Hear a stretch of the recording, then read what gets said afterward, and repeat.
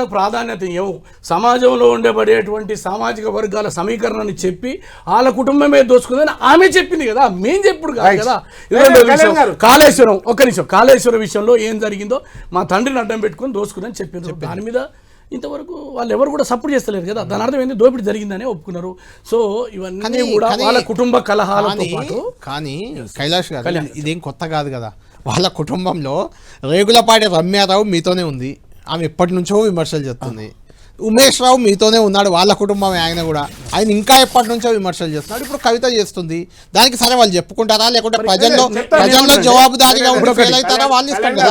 రేగులపాటి రమ్యారావేమో తమ్ముడు కూతురు అన్న కూతురు నాకు ఎగ్జాక్ట్ అన్న కూతురు, తర్వాత అతను మీరు అన్నారు ఉమేష్ రావు గారు మా అల్లుడు మామ వరుస.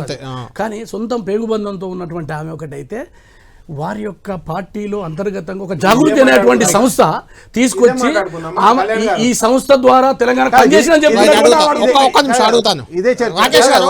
చర్చ అయినా కాకపోయినా అంటే కైలాష్ గారు అడిగినా లేదంటే రేవంత్ రెడ్డి గారు అడిగినా తెలంగాణ ఇప్పుడు రేవంత్ రెడ్డి గారి ఎన్ని ఆరోపణలు చేసి తమ్ముళ్ళ మీద ఆరోపణ చేసే కుటుంబం వచ్చిందా? ఇప్పుడు సంతోషరావు చాయ్ గిలాస్ ఇచ్చిన రాజ్యసభ ఇచ్చారు. మాట్లాడాలి.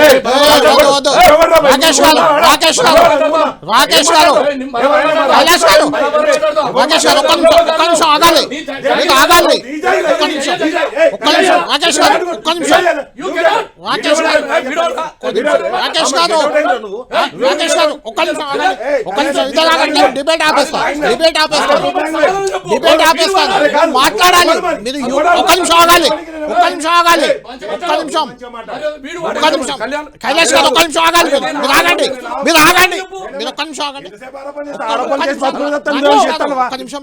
మీరు ఆగండి. డిబేట్ కు నేను సిద్ధం.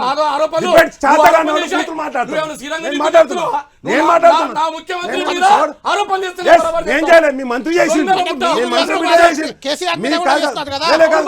మంత్రి బిడ్డ చేసింది, లేకపోతే నైని కోల్ బ్లాక్ చేసింది, ఇసుక కుంభకోణం చేసింది, సెల్ ఫోన్ లో కుంభకోణం చేసింది. కుంభకోణం చెప్తున్నా,